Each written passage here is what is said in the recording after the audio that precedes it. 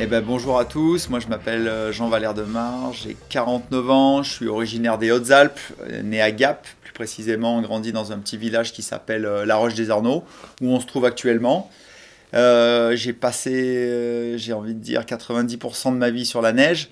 Mon papa qui était moniteur de ski m'a appris à faire du ski à l'âge de environ 18 mois, 1 an et demi à 2 ans. Et puis derrière, on a enchaîné sur la passion avec mon frère, la famille, les sœurs aussi, sur le ski et le snowboard.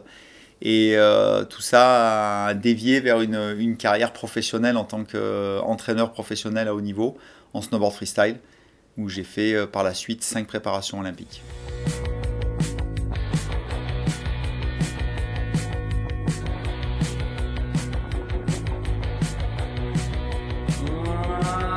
So strange about me, I know the same with you. Just 'cause I'm far away from home, you say I don't belong to you. You want to shine on my culture, the things that I've learned. You want the total adaptation, the pride that I own. Tout ce qui a commencé, comme je l'ai dit, c'est parti d'un côté passion familiale sur la montagne, sur le fait d'être dans la nature, d'avoir de la liberté, de pouvoir glisser. Et là, on a la chance d'avoir plein de petites stations autour qui nous ont donné ces possibilités-là, dont la station de Séuz, dans laquelle on a grandi, toute la famille, et où qui est à une dizaine de minutes de la maison, et où on pouvait aller glisser tous les jours. Suite à ça, j'ai fait des compétitions. À l'époque, le snowboard, c'était les prémices, donc j'ai commencé par des compétitions en ski. Mais rapidement, avec mon frère, plus des amis d'enfance, on est parti sur le snowboard, où on a été un peu les pionniers en France du snowboard freeride, freestyle à l'époque. Derrière ça, comme il n'y avait pas... Donc moi j'ai fait quelques compétitions, mais il n'y avait pas de diplôme de snowboard à ce moment-là. Donc moi j'ai passé mon diplôme de ski, comme j'ai toujours été quand même relativement bon en ski, j'ai eu un monitorat de ski qui m'a donné en fait la possibilité d'avoir le diplôme de snowboard. Et en parallèle de ça, j'ai développé des méthodes d'entraînement, des méthodes d'apprentissage avec mon frère Gaëtan, avec qui on a été à l'origine de tout ça. Et lui a monté une école de snowboard en même temps, de freestyle. Et voilà, on est parti dans l'enseignement à ce moment-là. En parallèle de tout ça, on travaillait avec des sponsors, on faisait des compétitions de snowboard, on faisait des shootings photos, des shootings vidéo pour nous aider à faire un peu la promotion et à vivre de tout ça. Derrière, en France, moi, j'ai commencé à m'occuper de certaines choses au niveau national, à travailler à l'École nationale de ski et d'alpinisme à Chamonix, donc pendant 6 ans, où là, je m'occupais de la formation snowboard. En parallèle de tout ça, j'ai été aussi en équipe. Alors, j'ai formé et entraîné les entraîneurs français, les moniteurs de ski à un certain niveau qui passaient des qualifications snowboard. Et j'ai toujours été donc dans l'entraînement. J'ai été entraîneur du club national aux Deux-Alpes où il y avait beaucoup de jeunes Français qui faisaient partie qui ont fait partie des meilleurs par la suite derrière en France. Et derrière, j'ai basculé comme entraîneur de l'équipe nationale française où j'ai entraîné des grands champions, dont Sophie Rodriguez qui avait été championne du monde junior en halfpipe quand j'étais à cette époque-là, plus plein d'autres podiums et résultats sur des coupes du monde avec d'autres athlètes. Et derrière, je suis parti sur un nouveau projet qui était un petit peu décalé, on va dire. Ça faisait quelques années où je faisais des entraînements pro avec des athlètes internationaux et je travaillais avec des athlètes belges. Et un des dirigeants de la fédération belge à l'époque m'avait amené des jeunes belges et j'avais fait de la détection et j'avais vu qu'il y avait quand même du gros talent derrière tous ces athlètes-là. Donc, on a monté un projet olympique. Ce projet olympique, il a démarré, je pense, aux alentours des années 2008-2009. Et l'objectif, il était d'amener les premiers athlètes belges en snowboard aux Jeux Olympiques. Et c'est ce que l'on a fait par la suite, parce qu'on a fait notre première participation à Sochi en 2014 aux Jeux Olympiques, sachant qu'on était même qualifiable pour Vancouver 2010, mais suite à une blessure, mon athlète élite, qui s'appelle Seb Smith, n'a pas pu avoir les derniers points qui lui auraient permis d'être qualifié pour ces Jeux-là. Et avant ça, j'avais déjà eu une expérience olympique en 2006 avec Clara Villoslada, qui est une athlète espagnole, que j'avais en coaching privé et avec qui on s'était fait le challenge de participer aux Jeux Olympiques. Moi, j'étais en même temps professeur à l'ENSA à Chamonix en snowboard, plus j'entraînais le club de snowboard aux Deux-Alpes, plus je faisais plein d'activités diverses dans le snowboard, et j'avais déjà ce projet olympique qui avait démarré. Donc ma première participation olympique date de 2006 à Turin, avec Clara, et c'était une super histoire parce qu'elle avait un niveau qui était qui était moyen au niveau européen et que ça a été un gros challenge pour la faire progresser et trouver une bonne stratégie de développement pour pouvoir l'amener jusqu'à la qualification. Donc ça, c'était la première expérience olympique. La deuxième qu'on a vécue, c'était Sochi. Et ensuite, on a enchaîné derrière sur Pyeongchang en 2018, où Sepp Smith, je reviens à lui parce que c'est l'athlète avec lequel j'ai fait ma plus grande partie de ma carrière. On a travaillé 17 ans ensemble, qui lui a été porte-drapeau pour la Belgique, qui a été double champion du monde pendant la carrière où je l'ai entraîné, en 2011 à La Molina en Espagne et en 2017 à Sierra Nevada aussi en Espagne, plus plein de participations aux X Games aux États-Unis, qui sont les plus grosses compétitions qu'il y a au monde avec les Jeux Olympiques. Voilà, ça a été une carrière extraordinaire ensemble, avec lui et avec plein d'autres athlètes aussi autour de tout ça. Je me souviens toujours que tu m'avais ramené des chewing-gums de Shaun White, je m'en souviens. C'est vrai. C'était il y a très longtemps. C'était il y a très longtemps, Shaun White étant un des athlètes avec qui on passait beaucoup de temps et qui est, pour ceux qui ne connaissent pas, le Michael Jordan du snowboard. Ce qu'il a fait dans le snowboard, personne l'a fait et ne l'a refait depuis, en termes de résultats de performance, en termes de développement avec les sponsors, en termes d'image, en termes de tout. Et à un moment de sa carrière, effectivement, pour la promotion, il avait fait des chewing-gums il nous en avait donné. Et ça m'avait fait plaisir de t'en ramener des États-Unis. C'était une petite symbolique par rapport à Shaun White. En parlant de Shaun, avant ça, il y avait Shaun Palmer. Je ne Oui. sais pas si tu l'as connu. Lui. Je l'ai connu, j'ai même vu sur des courses aux États-Unis, dont les X Games, une des premières courses qu'on avait fait aux États-Unis, où alors nous on vient du snowboard freestyle, l'enchaînement de sauts, slopestyle, il y a des sauts et des barres où on fait des rails dessus, ou le big air, et moi même à l'origine j'étais dans le half pipe, comme une rampe de skate, et Shaun White lui il vient du snowboard cross. Originellement appelé le border cross. Shaun White ou Shaun Palmer, pardon, Palmer. Shaun White venait du freestyle comme nous. Et Palmer venait du cross et il venait à l'époque où c'était vraiment les grandes courses. C'est-à-dire c'était des courses où ils étaient 6 dans des parcours comme en motocross, en fait comme en supercross. Et c'était des courses ultra impressionnantes. Et Palmer, c'est une légende. Nous, on l'a vu, c'était une légende dans le snowboard et en dehors du snowboard. C'était un athlète avec un fort caractère et qui avait un gros niveau d'engagement dans plein de sports, dont dans le VTT de descente, où moi j'ai fait c'est pas une carrière, mais c'était un de mes hobbies les plus développés, où j'ai fait quelques courses aussi où il y avait des très bons pilotes. Et Palmer était un des très forts pilotes aussi en VTT de descente. Ouais.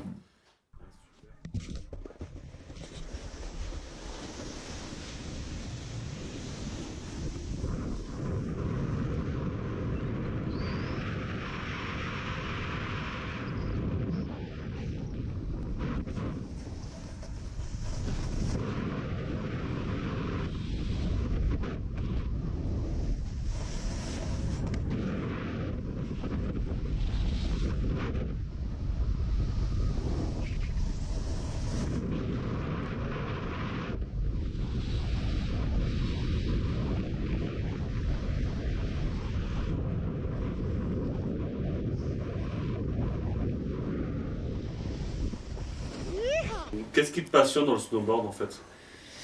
Alors moi je pense que la chose la plus importante pour moi, personnellement, et quand je coach des athlètes, et quand on enseigne à des gens, et quand on fait découvrir ce sport, c'est qu'on appelle ça, alors nous quand on fait des sauts, le freestyle, mais il y a aussi le freeride. Et free, ça veut dire liberté en anglais. Et en fait, ce sentiment de liberté qu'on a quand on fait du snowboard, il est magique. On peut le retrouver dans d'autres sports. Mais le snowboard étant un sport qui est assez jeune, ça nous a ouvert des portes avec beaucoup plus de créativité que certains sports qui sont là depuis plus longtemps, où il y avait des organismes qui contrôlaient beaucoup de choses. Donc voilà, le sentiment de liberté. Par exemple, ce que je peux montrer, c'est que il y a le freestyle, les sauts, et ça c'est le freeride. Le freeride, c'est une belle montagne où on part de tout en haut de la montagne et on se fait sur des pentes vierges quand on a la chance de les avoir, des grands virages dans la poudreuse.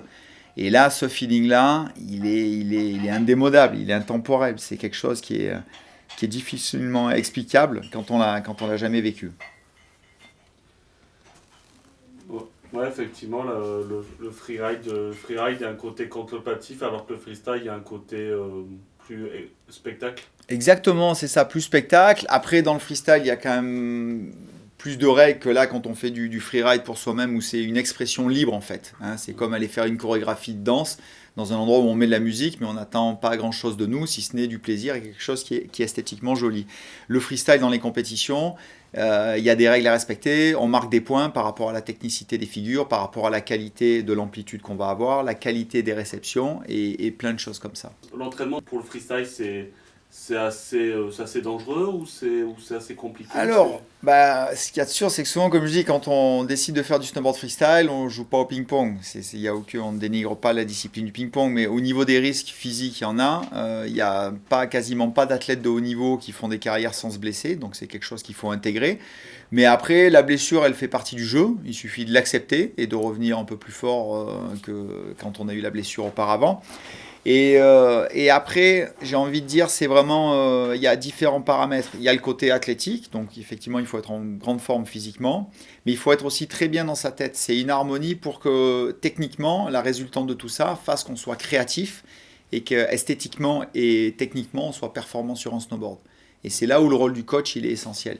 C'est d'arriver à harmoniser tous ces points-là qui sont différents dans des sports plus conventionnels où on va travailler par exemple sur des sports d'endurance avec beaucoup de répétitions, beaucoup de fréquences qui sont assez linéaires. En snowboard, moi j'ai l'habitude de dire que c'est un sport qui est inconventionnel, c'est-à-dire qu'il y a plein de règles effectivement, mais on mélange tout et il faut être capable en temps réel d'avoir beaucoup d'adaptations pour être bon en freestyle en snowboard. T'es prêt mon JJ? On va rider? Ça va être une bonne journée. Hein. Allez. Quelles sont tes plus belles rencontres dans le snowboard? Eh ben, j'ai envie de dire que ça, c'est une très bonne question. Merci à toi de la poser parce que en fait, le snowboard, il y a le sport et il y a toute l'histoire humaine qui va avec. Donc, en termes de rencontres, il y a le lien que j'ai eu avec mes athlètes qui sont surtout pas que des athlètes, mais qui sont devenus comme une partie de ma famille. Parce que par exemple Seb Smith avec qui j'ai passé 17 ans de ma vie à crayonner toute la planète, mais il y en a plein d'autres. Alors je ne vais pas tous les citer sinon je vais en oublier et c'est surtout pas ce que je veux parce que tous ont compté énormément pour moi. Donc il y a la relation au niveau des athlètes et après il y a tous les pays, on a voyagé dans je sais pas une quarantaine ou 50 pays autour de la planète. Sur différents continents et là on a rencontré des gens qui faisaient partie du snowboard au niveau des équipes nationales mais aussi des populations locales. Par exemple, quand on allait au Japon ou en Nouvelle-Zélande ou dans plein de pays, que ce soit l'Australie, en Amérique, la Corée, la Chine, bref, tous les différents pays d'Europe. Et à chaque fois, on a eu la chance de rencontrer différentes cultures et différentes personnalités. Et honnêtement, ça fait partie du plus beau patrimoine que j'ai de souvenirs de tous les voyages. C'est l'expérience sportive et l'expérience humaine en rencontrant des gens.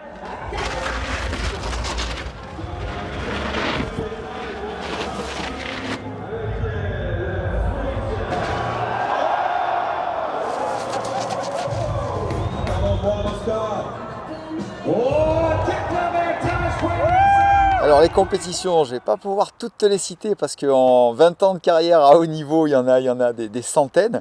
Mais on va dire les plus importantes, j'ai fait 5 préparations olympiques.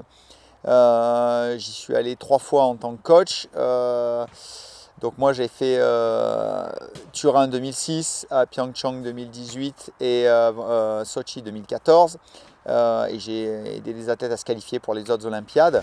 Après tous les championnats du monde, on en a enchaîné un paquet parce que chez nous dans le snowboard c'est tous les 2 ans. Et les anecdotes liées à ça, elles sont grandes parce qu'on a été 2 fois champion du monde, enfin même 3 fois champion du monde parce qu'il y a eu avec Sophie Rodriguez qui a été championne du monde de halfpipe à Val-Malenko en 2007 si je ne dis pas de bêtises. Et ensuite en 2011, Seb Smith qui a été champion du monde de slopestyle à la Molina en Espagne et 2017 il a été encore champion du monde de slopestyle à Sierra Nevada en Espagne. Donc ça c'est bon sur les titres un peu prestigieux, mais il y a aussi eu les compétitions, les X Games qui sont le Graal pour nous. Il y a les Jeux Olympiques et les X Games qui sont les plus grosses compétitions au monde qui se déroulent à Aspen aux États-Unis. Il y a eu aussi les X Games Europe qu'on a fait plusieurs fois à Tignes en France, c'était génial. Au niveau des anecdotes, celles qui me viennent, il y en a pareil, des centaines, toutes bonnes, même s'il y a des moments il y a eu des difficultés par rapport à des problématiques liées à des blessures ou d'organisation ou de bagages qui ne seraient pas arrivés pour les compétitions. Mais par exemple, le 2e titre de champion du monde de Seb Smith, quand on était en Sierra Nevada, En fait, le dernier run d'entraînement, à la fin des qualifications, il avait fait des super qualifications. Donc, on était là pour la finale du slopestyle des championnats du monde. Et sur le dernier run, c'est un run où il évolue pas à 100%. On garde de la marge parce qu'il a déjà fait les gammes de performance. Et sur le dernier rail sur lequel il doit slider, qui était sur un container qui était haut, qui était à 4-5 mètres du sol, il rentre pas très bien sur le rail et il se décale sur le côté pour en sortir. Malheureusement, il sort pas super et ça l'envoie sur le dos. Et là, 4-5 mètres de haut, il part à plat sur le dos. Donc respiration coupée, il était vraiment mal, il sentait plus ses jambes. Les scoristes arrivent, tout le monde était pas en panique, mais pas bien confiant par rapport à ce qui venait de se passer. Moi, je le suivais comme dans 90% du temps pour regarder ce qu'il faisait, pour lui donner des retours techniques et puis pour le filmer, pour qu'on ait voilà, la vision de ce qui se passait. Je l'ai vu tomber, la boîte n'était pas très bonne, mais j'ai eu un sentiment de confiance, même s'il avait mal, même si j'avais quand même confiance qu'il pourrait reprendre le départ. Donc les secouristes arrivent, ils étaient vraiment partagés. Moi je demande donc aux secouristes, aux kinés qui étaient là de regarder qu'il n'y ait pas quelque chose vraiment de cassé. Hein. S'il y avait une fracture ou quelque chose là, bien sûr qu'on aurait arrêté. Ils disent non, mais on ne sait pas exactement. Donc moi je leur dis voilà, moi ce que je vous propose, je parle avec Seb, je dis nous on remonte au start, puis on va essayer de prendre du temps, de se remettre bien. Donc physiquement il n'était pas super, mais dans sa tête il était quand même bien parce qu'il avait fait des très bons entraînements, il était confiant. Donc il y avait ce problème de blessure physique, mais un gros mental. On est remonté que tous les deux, on s'est mis dans une bulle. On a bien discuté, on a parlé, on a visualisé, c'est-à-dire qu'on a regardé le run le meilleur qu'il serait capable de faire par rapport à la course, lié aux entraînements qu'il avait fait.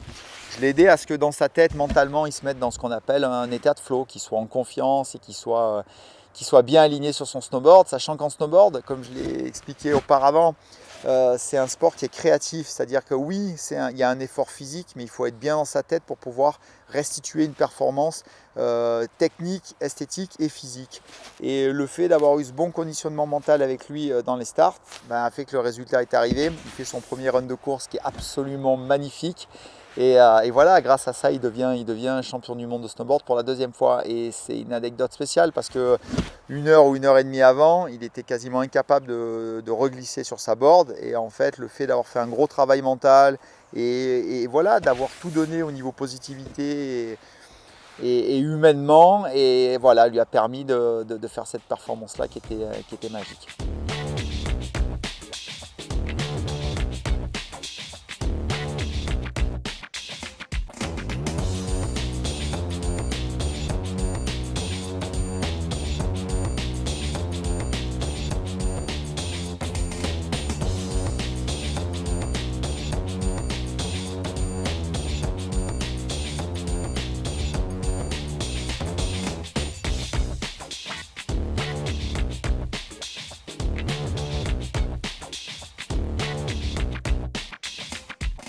Alors oui, au niveau des anecdotes, quand on en a déjà parlé un petit peu, il y en a eu des centaines.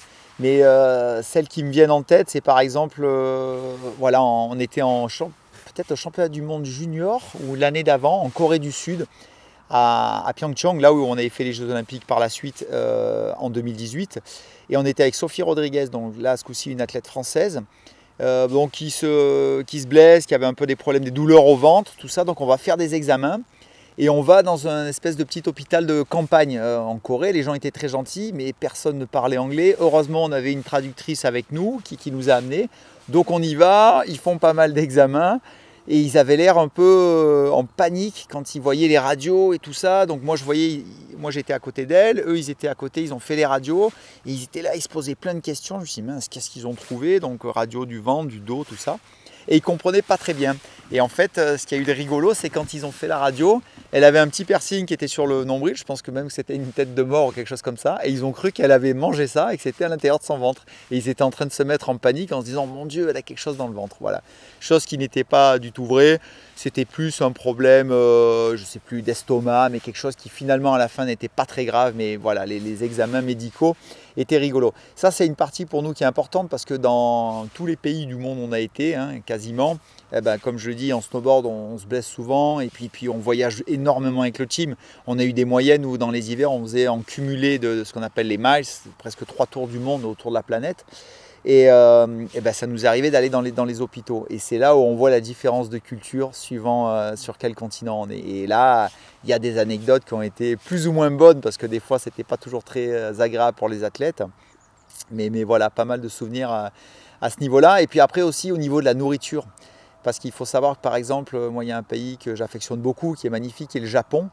Mais c'est vrai que de manger du poisson frais à 6h ou 7h du matin tous les jours, avec voilà, il n'y a pas du tout des petits déjeuners comme on fait un peu chez nous en Europe, ce qu'on appelle, ou même aux États-Unis, des continental breakfast. C'est pas du tout ça. C'est plutôt voilà, c'est tout à base de poisson, de sashimi frais, tout ça. Et au niveau régime alimentaire, des fois quand c'est très tôt le matin comme ça, c'était pas facile de s'adapter. Mais après, voilà, une fois de plus, la culture des gens et du pays est tellement extraordinaire que l'expérience humaine, elle l'emporte sur tout ça. J'ai vu que des fois, tu avais fait des choses à Bali. À Bali, tu avais fait des compétitions là-bas ou pas?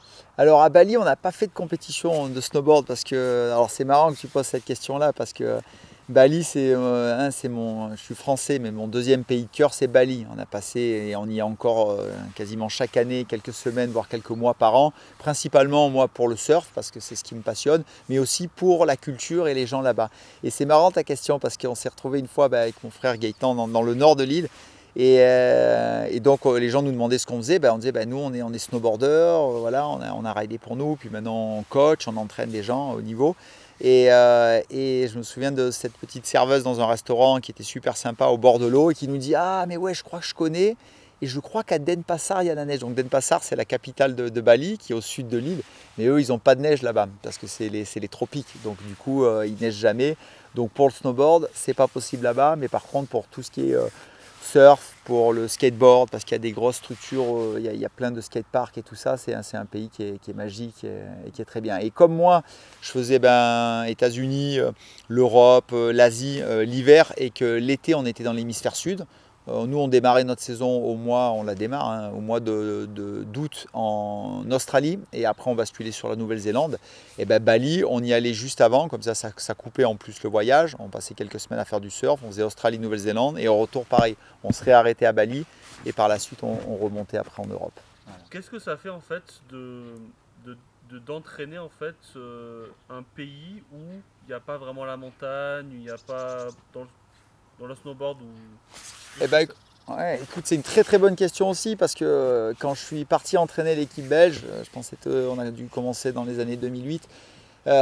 Beaucoup de monde se posait la question parce que voilà, moi j'ai grandi ici dans les Alpes françaises, j'ai travaillé avec l'équipe de France au plus haut niveau, avec d'autres athlètes européens qui viennent de régions où il y a des montagnes, et effectivement la Belgique c'est le plat pays et ça a été un gros challenge pour nous et moi j'ai adoré ce challenge là, sachant que je ne suis pas parti tête baissée non plus dedans. J'avais déjà fait pendant quelques années ce qu'on appelle des camps d'entraînement, des performance camps où moi j'étais coach privé et où je prenais des athlètes de différents pays où voilà, je les coachais, pas pour une nation spécifiquement. Et ces jeunes Belges, j'en avais déjà eu pas mal et j'avais quand même détecté un fort potentiel. Et la chance qu'on a eue à ce moment-là, c'est que les gens du gouvernement en Belgique nous ont donné une confiance absolue, nous ont donné carte blanche pour se préparer. Donc ça, c'était autour de 2008 pour les Jeux Olympiques on avait en gros 6 ans de préparation sur les Jeux Olympiques de Sochi en Russie en 2014. Et en fait, en 2011, on était déjà devenu champion du monde de slopestyle avec Sepp, avec qui on a démarré. Et on a eu une carrière ensemble avec lui, avec d'autres athlètes, mais principalement avec lui, complètement hallucinante en termes de résultats, en termes de cumul de podiums en Coupe du Monde, les titres de champion du monde, les participations aux Jeux Olympiques et aux X Games. Et du coup, pour ce pays sans montagne, ça a été génial parce qu'en fait, ça a été un gros contraste. Ils n'avaient pas d'athlètes dans les sports d'hiver qui étaient très très forts, et surtout pas en snowboard, c'était une première. Et donc nous, on a été mis sur le devant de la scène. Et ça a été une histoire extraordinaire. Et d'ailleurs, on parlait des anecdotes tout à l'heure, j'en ai une rigolote parce que voyageant beaucoup, j'avais des courriers qui arrivaient ici, chez ma maman, quand j'étais aux quatre coins du monde, ici dans les Hautes-Alpes. Et on reçoit un courrier, on n'y prête pas tant attention que ça. Et c'était un courrier du ministère du roi de Belgique.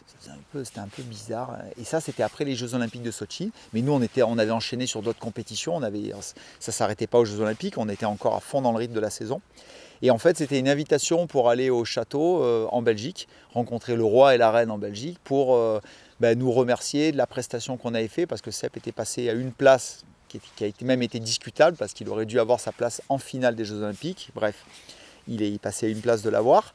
Mais il a fait une prestation magnifique à ce moment-là. Et en fait, le cabinet Nourois nous avait invités pour venir célébrer et nous faire une reconnaissance par rapport aux Jeux Olympiques. Mais c'est marrant parce que j'étais tellement pas habitué à ça que ce courrier, au début, je ne savais même pas si c'était pas une publicité ou quelque chose qui n'était pas vraiment vrai. En fait, non, c'était un courrier officiel et par la suite, effectivement, on a été là-bas. Mais cette expérience avec la Belgique a été, une fois de plus, en termes de performance sportive, magique. Et en termes de relations humaines, un des meilleurs moments de ma carrière, c'est certain. Et le plus gros parce que on a travaillé, je pense, 17 ans ensemble et c'était vraiment un chapitre de vie extraordinaire.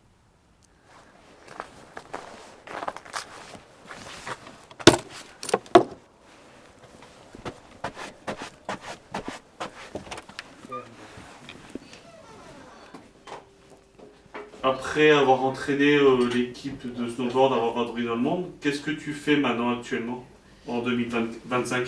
Alors là en 2025, une nouvelle année démarre pour moi avec des nouveaux projets professionnels, sachant que après effectivement ces 20 ans d'entraînement à haut niveau, je voulais prendre un petit peu de temps pour passer plus de temps avec mon fils, Jay, pour qu'on fasse du snowboard, lui il fait beaucoup de moto aussi en circuit, donc l'accompagner là-dessus, chose que l'on fait actuellement.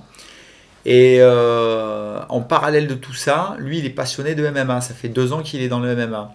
Et pour différentes raisons, en fait, il y a la femme d'un ami, qui est une des préparatrices mentales d'une athlète française, qui s'appelle Manon Fiorot, qui m'a mis en relation avec elle au courant 2024, pour me demander si je serais intéressé pour l'aider dans sa préparation physique. Sachant que la préparation physique, moi dans le snowboard, j'en ai fait pendant pareil, plus de 20 ans à haut niveau, adapté au snowboard. On avait des préparateurs physiques à plein de moments, mais pendant les voyages ou en dehors ou pendant plein de stages d'entraînement, moi je la faisais aussi, c'est quelque chose qui me passionne aussi, autant que le snowboard. Et du coup j'ai commencé à travailler avec elle, et c'est un nouveau chapitre de vie qui est extraordinaire, parce que c'est une athlète qui est absolument incroyable, tant sur les compétences physiques et techniques dans son sport, mais au niveau mental. Et là, ça fait déjà quelques mois qu'on a commencé à travailler ensemble et elle est actuellement, on va dire, numéro 2 mondiale en MMA à l'UFC, qui est la ligue la plus importante au monde. Et là, elle prépare le titre de championne du monde, donc pour combattre pour la ceinture en flyweight, c'est-à-dire sa catégorie qui est moins de 57 kg. Donc moi, je m'occupe d'elle sur la partie préparation physique. En parallèle de tout ça, je continue toujours à suivre quand même des athlètes de snowboard qui sont à haut niveau, tant sur le plan physique que sur le plan mental aussi et technique. Qu'est-ce que tu peux nous dire sur ton père, de tout ce qu'il a fait dans le snowboard? Je le remercie pour tout ce qu'il fait. C'est lui qui me permet de faire toutes ces choses. Et même si des fois on peut m'arriver quelque chose, ça permet pas d'arrêter le sport. Voilà. Tu fais quoi toi comme sport?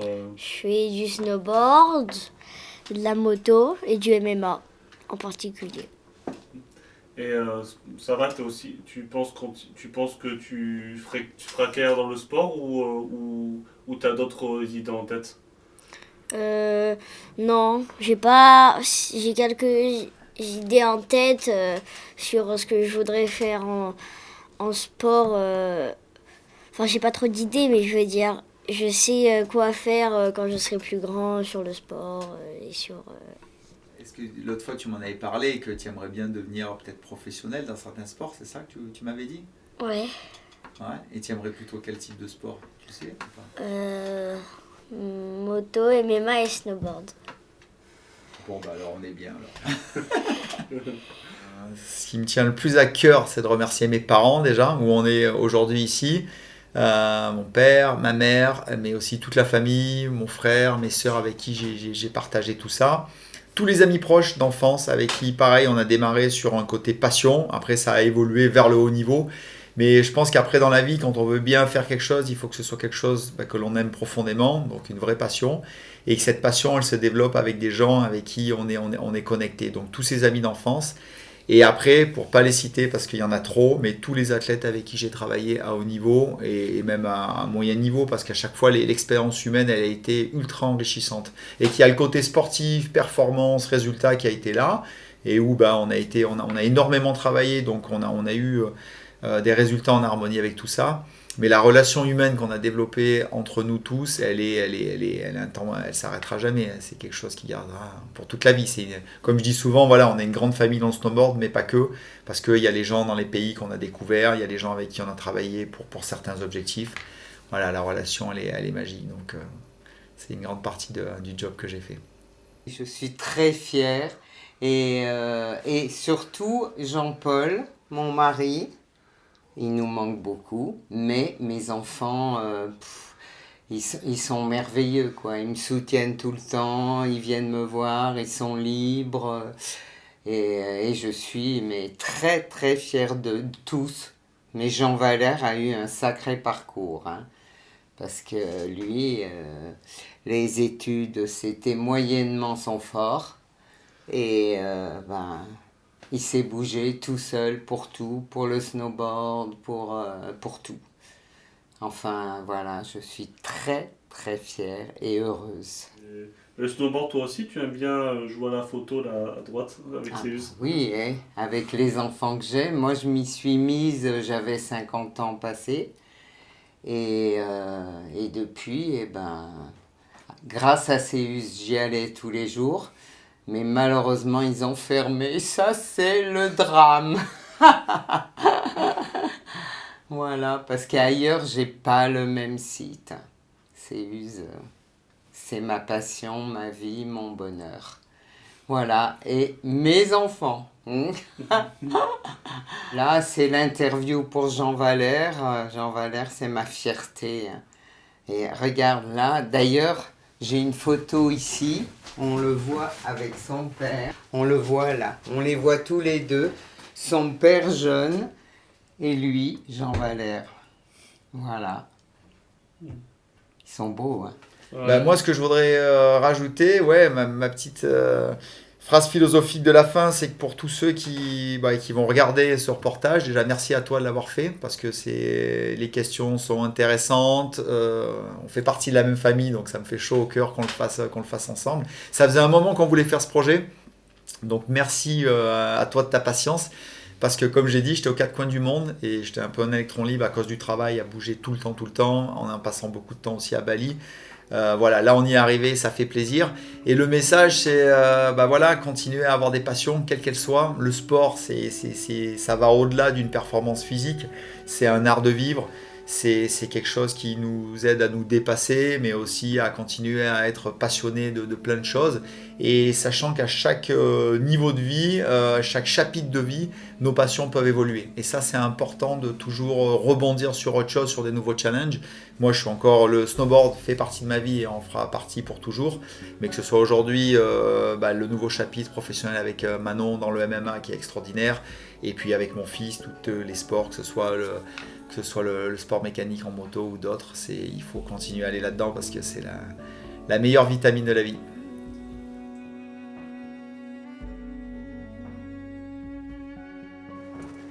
On va shredder mon JJ. On va se faire quelques tricks au snowpark après. Ouais, et quelques lignes de popo. Tu check. Allez, ça part de là mon bon.